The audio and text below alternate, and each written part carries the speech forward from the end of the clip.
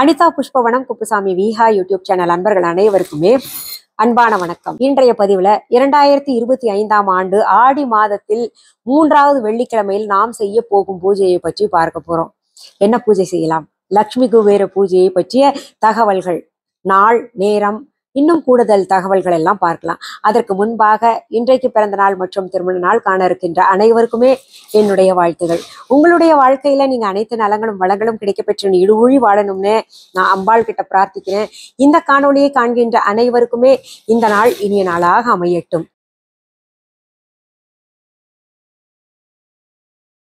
இந்த லக்ஷ்மி குபேர பூஜையை பற்றி ஏராளமான தகவல்கள் நம்முடைய யூடியூப் சேனல்ல நிறைய பார்த்துருக்கோம். இந்த பூஜை செய்து எந்தெந்த மாதிரி பலன்கள் கண்டாங்க அப்படின்ற அவர்களுடைய அனுபவங்களை கூட அப்பப்போ நான் இந்த லக்ஷ்மி குபேரர் பூஜையை பற்றி பேசும் பொழுது சொல்லியிருக்கேன். ஆனா நம்புற மாதிரி இருக்காது, ஆனால் நடந்திருக்கு. எல்லாருமே சத்தியம் பண்ணாத குறைதான். என்னை பார்க்கும் போதெல்லாம் சொல்லுவாங்கம்மா, இந்த பூஜை அப்பா எப்படி பலன் கொடுத்துருக்கு தெரியுங்களா, எப்படியோ இருந்தேன் இன்னைக்கு இப்படி நல்லா இருக்கேன் அப்படின்ற மாதிரி நிறைய பேர் சொல்லிட்டு இருக்கீங்க. எத்தனை முறை நான் உங்களுக்கு பூஜை இப்படி செய்யணும் அப்படி செய்யணும், இந்த நாளிலே செய்யணும், இப்படி நிறைய விஷயங்கள் சொன்னா கூட இன்னும் சந்தேகம் தீர்ந்த பாடே இல்லைங்க. கிட்டத்தட்ட 6-7 வருஷமா இந்த லக்ஷ்மி குபேரர் பூஜையை பத்தி நம்ம யூடியூப் சேனல்ல பாத்துக்கிட்டு வரோம். இருந்தா கூட இப்படி பண்ணலாமா அப்படி பண்ணலாமா அப்படின்னு நீங்க கேட்டுக்கிட்டு இருக்கீங்க. ரொம்ப அலட்டிக்க வேண்டாங்க. பூஜை அப்படின்ட்டு பாத்தீங்கன்னா எளிமையாக செய்து நம்ம மனமுருக பிரார்த்தனை வச்சு உண்மையான அன்போட செய்தோம்னா அது பலன் நல்லாவே கிடைக்குங்க. சிலருக்கு சீக்கிரத்துல பலன் கிடைக்கும், சிலருக்கு தாமதத்துல பலன் கிடைக்குது. ஆனால் பலன் கிடைக்கும். இந்த பலன் சீக்கிரம் கிடைக்கிறதுக்கும் தாமதமாக கிடைப்பதற்கும் காரணம் இருக்கும். அது நம்ம இன்னொரு நாளைக்கு பார்க்கலாம் என்ன காரணம். சிலருக்கு பாத்தீங்கன்னா பலனே கிடைக்காது அப்படின்றாங்க, பலனே கிடைக்க மாட்டேங்குதுங்க அப்படின்னு.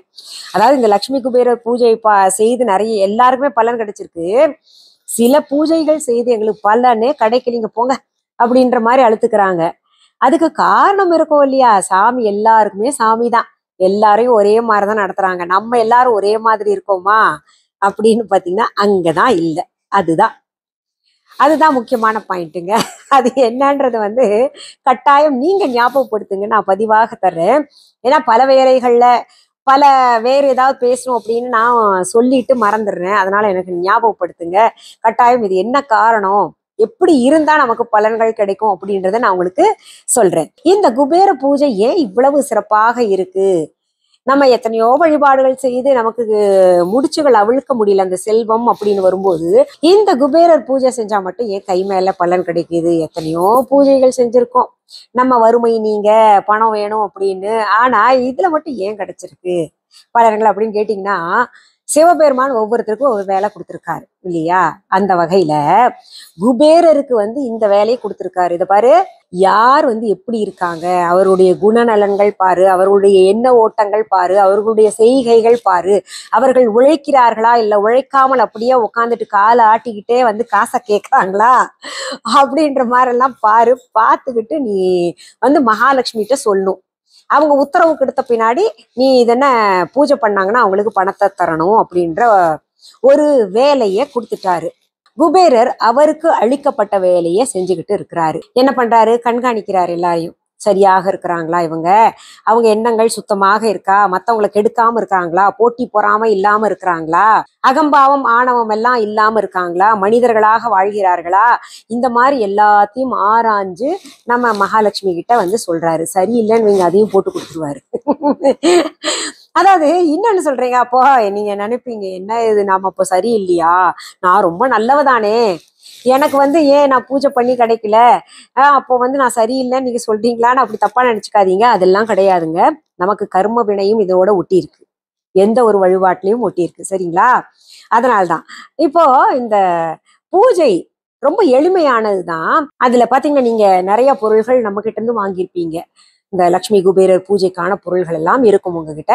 லக்ஷ்மி குபேரர் படம் இருக்கலாம், சிலை இருக்கலாம். அதுல யந்திரம் இருக்கு இல்லையா, யந்திரம் முக்கியமான ஒரு விஷயங்க. அதனால யந்திரம் இல்லாதவர்கள் கட்டாயம் யந்திரம் வாங்கிக்கும். அந்த லக்ஷ்மி குபேர யந்திரம் இருக்கு இல்லையா, அதை பத்தி உங்களுக்கு தனிப்பதிவாக தர்றேன். ஏன் அந்த யந்திரம் சிறப்பு வாய்ந்ததாக இருக்கு, அந்த யந்திரம் வச்சு செய்யும் போது வழிபாடு இன்னும் கூடுதல் பலம் பெறுது அப்படின்றத பத்தி சொல்றேன். இந்த யந்திரத்தின் ஒவ்வொரு கட்டங்கள்லையும் ஒவ்வொரு எண்மேலையும் குபேரர் அமர்ந்திருப்பதாக ஐதீகம். அதனால்தான் பாத்தீங்கன்னா அந்த எண்ணுக்கு ஒரு தனி சிறப்பு இருக்கு. அது ஒவ்வொன்றும் கூட்டினாலும் எப்படி கூட்டினாலும் 9 வரும். அது நான் உங்களுக்கு சொல்றேன் எப்படின்னு. சரி, இப்ப பாத்தீங்கன்னா இந்த லக்ஷ்மி குபேரர் பூஜை எளிமையாகவே நம்ம மேற்கொள்ளலாம். எப்போ எந்த நேரத்தில் மேற்கொள்ளணும் இந்த பூஜையை அப்படின்னு கேட்டீங்கன்னா, காலை பொழுதிலும் நம்ம இந்த பூஜையை மேற்கொள்ளலாம். அதாவது காலை பொழுது அப்படின்றப்போ பாத்தீங்கன்னா காலையில விடிக்காலையில நீங்க இந்த பிரம்ம முகூர்த்த நேரத்துல இருந்து, ஒரு சிலர் பாத்தீங்கன்னா 3-3:30 எழுந்திரிச்சிருவாங்க. அப்போ எழுந்து செய்யலாம்னா தாராளமாக செய்து கொள்ளலாம். அதே போல பாத்தீங்கன்னா மாலை வேளைகள்லையும் செய்து கொள்ளலாம். காலை வேலை அப்படின்றப்போ பிரம்ம முகூர்த்த நேரத்துல இருந்து காலையில 11 மணி 11:30 மணிக்குள்ள அந்த பூஜையை முடிச்சிருது ரொம்பவே சிறப்பு. ஃபாரின்ல இருக்கிறவங்களுக்கு இதே டைம் தாங்க, உங்க ஊர்ல அதே டைம் தான். காலையில 3 மணின்றது அப்புறம் 11:30ன்றது அதுதான், சரிங்களா? அதனால என்ன பண்ணுங்க, காலையில் செய்யறவங்க அந்த நேரத்துக்குள்ள செஞ்சிருங்க. மாலையில செய்யறவங்க இந்த விளக்கு வச்ச பின்னாடி இந்த வழிபாட்டை மேற்கொள்ளலாம். இப்போ நிறைய பேர் கேட்டிருக்கீங்க கமெண்ட்ல, நீங்க சொல்றதுக்கு முன்னாடியே நாங்கெல்லாம் செய்ய ஆரம்பிச்சிட்டோம் அப்படின்ற மாதிரி. செய்யுங்க, ரொம்ப சந்தோஷம். நான் ஒவ்வொரு வெள்ளிக்கிழமையும் ஒவ்வொரு பூஜையை சொல்லிட்டு இருக்கேன்ல, அதனாலதான் இந்த வெள்ளிக்கிழமை அன்னைக்கு உங்களுக்கு தேர்ந்தெடுத்து லக்ஷ்மி குபேர பூஜையை சொல்லிக்கிட்டு இருக்கேன். இது வியாழக்கிழமை தானுங்க செய்யணும், அப்பதானுங்க சிறப்பு அப்படின்னு கேட்டீங்கன்னா, வெள்ளிக்கிழமை செஞ்சா இன்னும் கூடுதல் சிறப்பு. ஏன்னா லக்ஷ்மியும் இணைந்திருக்கிறார் இல்லையா. லக்ஷ்மி தேவிக்குரிய நாள் அப்படின்னு பார்க்கும்போது வெள்ளிக்கிழமை தானே. அதனால நீங்க லக்ஷ்மி குபேரர் பூஜையை வெள்ளிக்கிழமை அன்னைக்கு நீங்க செஞ்சுக்கலாம். இப்ப 48 நாள் தொடர்ந்து செய்யறேன், ஒரு மண்டலம் முழுக்க பூஜை செய்யறேன் அப்படின்னு நினைக்கிறவங்க எந்த மாதத்தில் வேண்டுமானாலும் நீங்க வியாழக்கிழமை தொடங்கி செய்து கொள்ளலாம். சரி, இப்போ இந்த லக்ஷ்மி குபேரர் பூஜை செய்யும் பொழுது நம்ம எந்த திசையை நோக்கி உட்காரணும் அப்படின்றது பெரிய குழப்பமா இருக்குங்க எல்லாருக்குமே. லக்ஷ்மி குபேரர் இருக்கார் இல்லையா, அவரை வச்சுட்டு கிழக்கு திசை நோக்கியும் நீங்க வைக்கலாம். லக்ஷ்மி குபேரருடைய கண்கள் இருக்கு இல்லையா, இந்த திசை நோக்கி உட்கார்றது, திசைய பாக்குறது, திசையில வைக்கிறது, இதுல தாங்க நிறைய பேர் அடி வாங்குறாங்க. அதுதான் புரிய மாட்டேங்குது நிறைய பேருக்கு. இந்த பித்ருக்கள் படத்தை நான் சொல்லுவேன், பித்ருக்களுடைய கண்கள் வடக்கு திசையை நோக்கி இருக்கணும் அப்படின்னு. அது எல்லாருமே மாத்தி சொல்றாங்க, தெற்கு திசையை பார்த்து இருக்கணும் அப்படின்ற மாதிரி. அது கிடையவே கிடையாது. இது ஏற்கனவே பதிவு கொடுத்துருக்கேன், பார்த்துக்கோங்க. என்னங்க எல்லாரும் ஒரு மாதிரி சொல்றாங்க, நீங்க ஒரு மாதிரி சொல்றீங்க. அதுதான் நிறைய உள்ள போய் ஆராய்ந்து சொல்லணும், நம்ம மேலோட்டமாக சொல்லக்கூடாது. எல்லாரும் சொல்றாங்களே, இல்ல இது எழுதி வச்சிருக்காங்களே இந்த கூகுள்ல பார்த்து அது சொல்லிடலாம் அப்படின்னு சொல்லக்கூடாது இல்லைங்களா. சரி, இப்போ குபேரருடைய சிலை அல்லது படம் இருந்துச்சுன்னா வடக்கு திசையில் வச்சு கூட நம்ம வழிபாடு செய்யலாம். அவர் வடக்கு திசையில இருந்துச்சுன்னா நம்ம இப்படி தெற்கில் அமர்ந்து வடக்கு திசையை நோக்கி நம்முடைய பார்வை இருக்கும். அதனால அப்படியும் உட்கார செய்யலாம். நீங்க கிழக்கு மேற்குன்றது தேர்ந்தெடுத்துக்கிட்டீங்கன்னா பிரச்சனையே கிடையாது, உங்களுக்கு குழப்பமே வராது. பிறகு இந்த வழிபாட்டிற்கு நீங்க இனிப்பு ஏதாவது செய்யணும்னு நினைச்சீங்கன்னா செஞ்சுக்கோங்க. இல்லாட்டி பால் பழங்கள் இருக்கவே இருக்கு, ட்ரை ஃப்ரூட்ஸ் இருக்கு, வெத்தலை பாக்கு வச்சுக்கோங்க. இத்தொடர் பூஜையாக செய்வதாக இருந்தால் நான் அதற்குன்னு தனியாக பதிவு கொடுத்துருக்கேன், பூஜை செஞ்சே காமிச்சிருக்கேன். அந்த பூஜையை போய் பாருங்க. அந்த பூஜைக்கான லிங்க்ஸ் எல்லாம் இந்த டிஸ்கிரிப்ஷன் பாக்ஸ்ல தரேங்க. இந்த வழிபாட்டிற்கு யந்திரம் வைப்பது ரொம்பவே சிறப்பு. அதனால எண் யந்திரம் இருக்கு இல்லையா, சின்னதும் இருக்கு பெருசும் இருக்கு, நம்ம வீஹ ஆன்லைன்லயே கொடுத்துட்டு இருக்கோம்.